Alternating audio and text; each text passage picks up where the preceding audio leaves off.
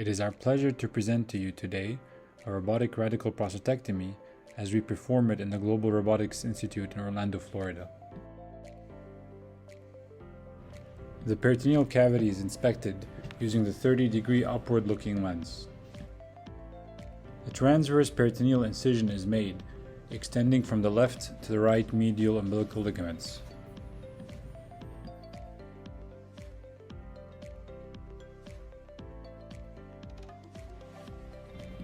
The incision is extended in an inverted U to the level of the vasa on either side. The extraperitoneal space is developed after transecting the medial and median umbilical ligaments.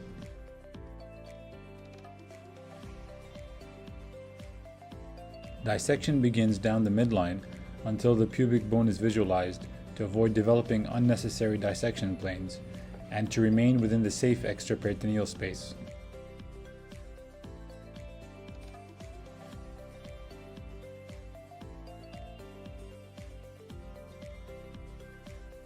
Once that landmark is reached, dissection begins on the lateral reflections of the peritoneum to drop the bladder sufficiently and develop a large working space for the remainder of the surgery.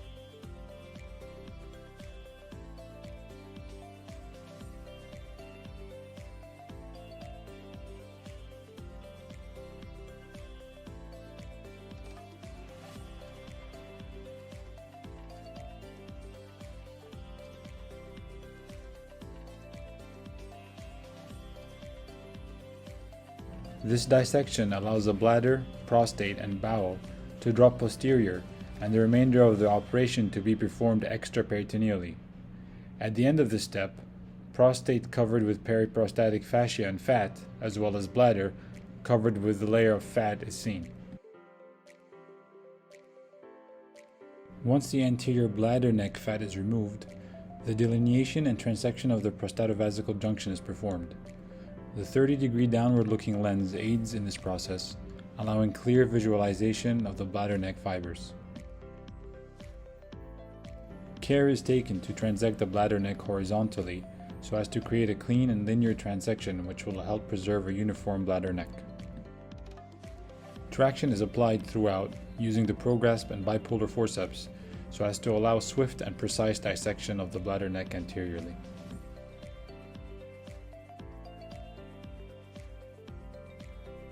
Once the Foley catheter is visualized, the assistant deflates the balloon and using the prograsp, the Foley catheter is lifted anteriorly, allowing visualization into the bladder, as well as the bladder sidewalls and posterior prostatovesical junction.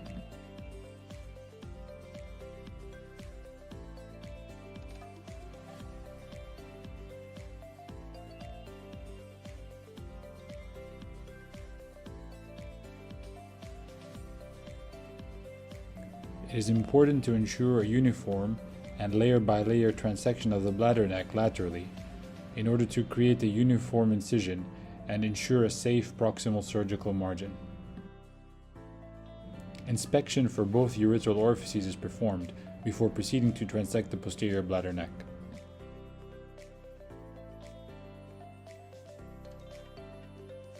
It is vital to identify the correct posterior plane and make a precise incision at the posterior prostatovesical junction to preserve a uniform bladder neck as well as not to enter prostatic tissue. Dissection of the bladder neck fiber muscles is done layer by layer until the most posterior fibers are seen.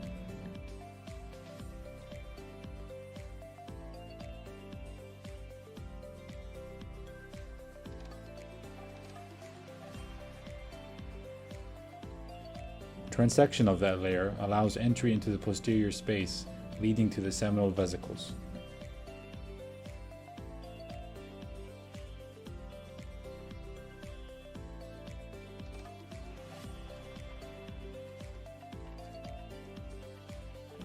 Careful clipping and dissection of the bladder neck posterolaterally is vital for hemostasis and allows better exposure of the posterior space.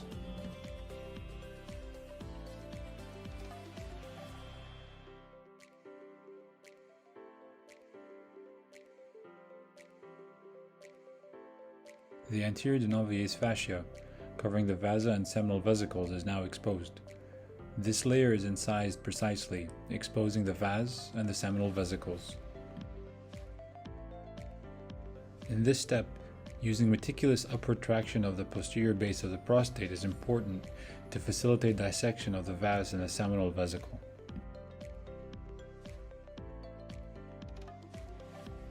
The vasa, once it's identified in this location, is held upward by the prograsp. This allows better skeletonization and transection of the deferens, and it also provides further traction for more posterior dissection around the seminal vesicles. Care is taken in this location to avoid excess use of electrocautery, avoiding inadvertent damage to the neurovascular bundles in the area.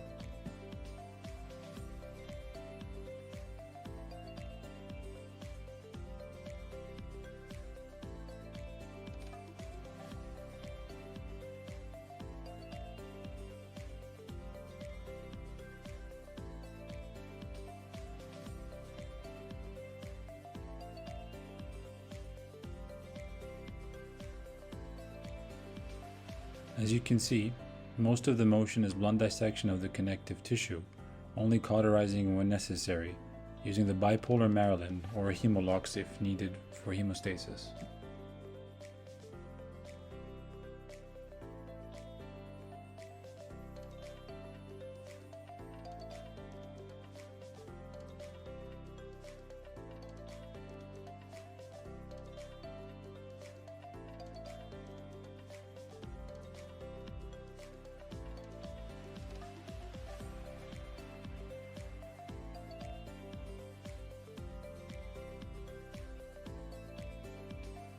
The same concept is applied to both deferens on either side.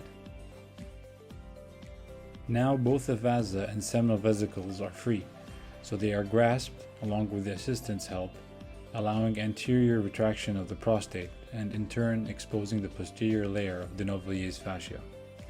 An incision is made on this fascia, just below its reflection on the prostate, and a plane is developed between the posterior layer of Denoviers and the perirectal fat. This is an avascular plane, and it can be created easily by using the back of the monopolar scissors and the Maryland retractor without using any electrocautery to preserve the neurovascular bundles. This release of the bundles posteriorly will facilitate the release laterally later on.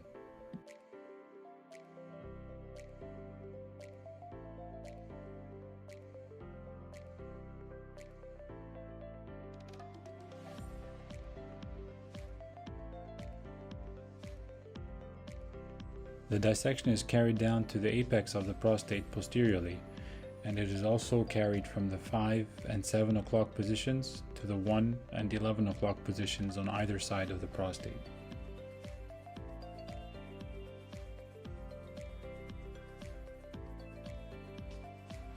As you can see, toggling the camera to 30 degrees upwards is very important here to allow maximal exposure of the prostatic apex posteriorly.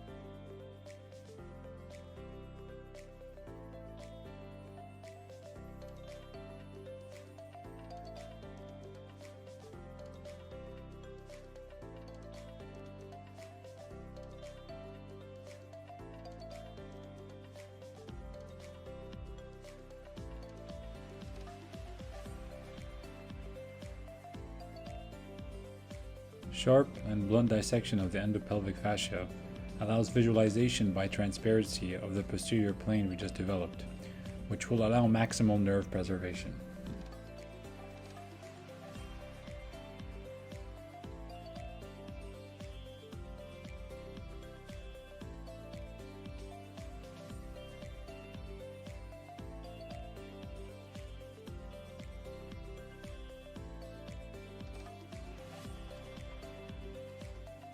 The base of the seminal vesicle is retracted superior-medially by the assistant on the opposite side, and the prostatic pedicle is delineated and divided.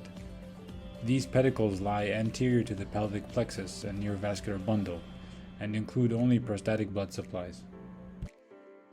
These pedicles can be controlled by either clipping with hemolocks or individually coagulating the vessels using bipolar cauterization.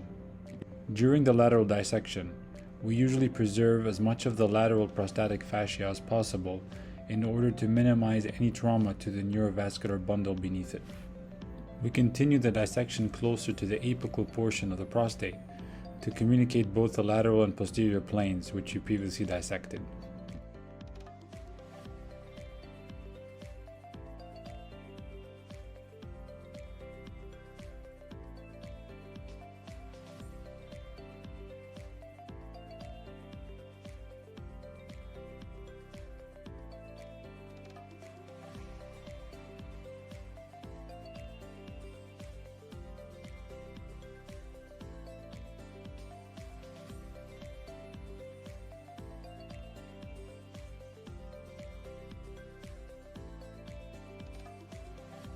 Careful, sharp, and blunt dissection of the neurovascular bundle and contiguous lateral periprostatic fascia is performed until the entire periprostatic fascia, up to and including the ipsilateral pubourethral aspect of the puboprostatic ligament, is mobilized in continuity off the lateral aspect of the prostatic apex.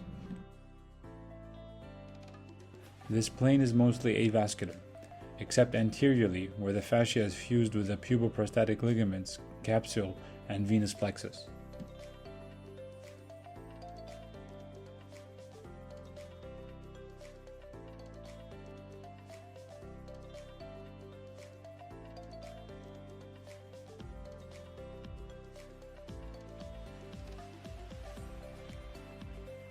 When performed properly, an intact veil of the periprostatic tissue hangs from the pubourethral ligaments.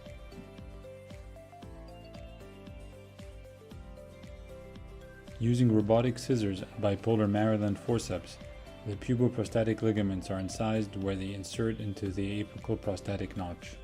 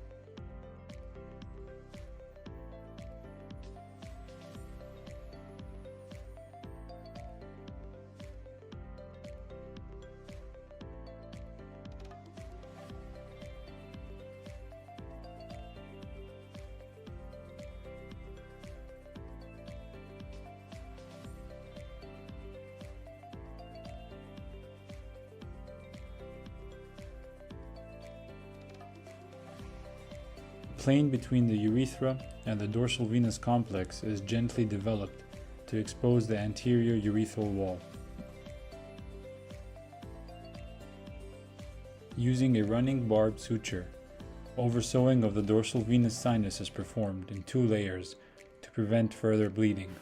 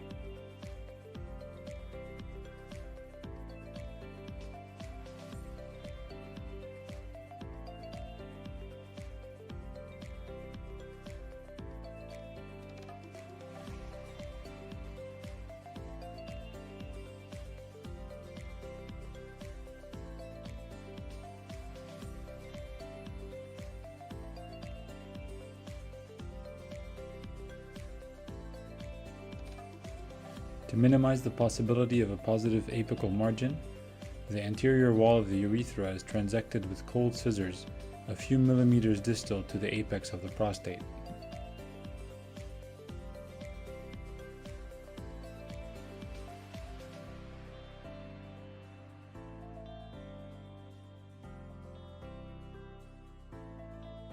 Avoiding cautery on the mucosal layer of the urethra is key to prevent stricture development later on, and it also allows us to preserve the maximal urethral length, allowing for an adequate urethral stump.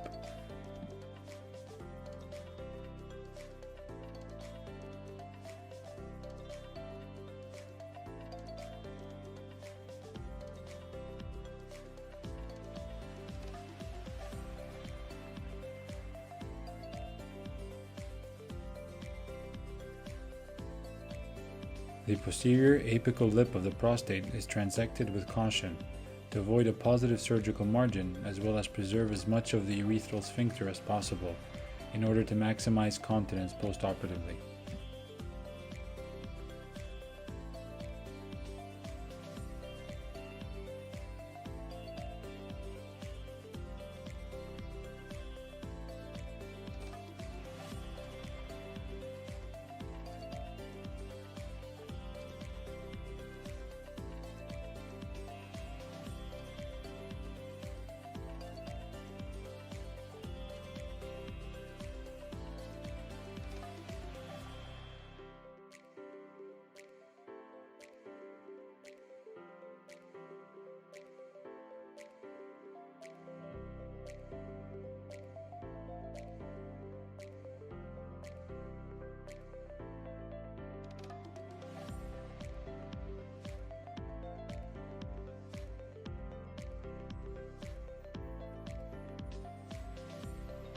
Using a barbed suture, the posterior reconstruction is performed using the Rocco stitch technique. It allows for a tension-free approximation of the bladder to the urethra.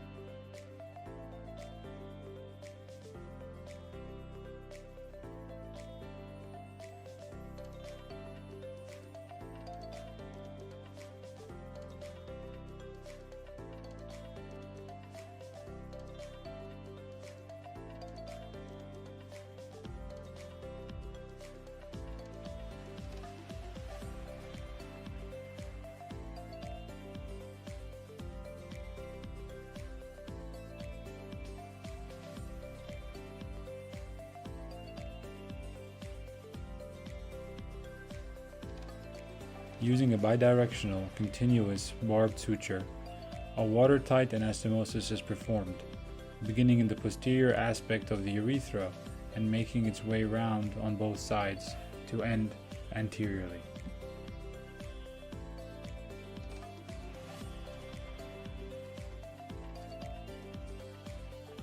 During the placement of the anastomotic sutures, the assistant moves the tip of the urethral Foley catheter in and out of the urethral stump to prevent suturing the back wall of the urethra.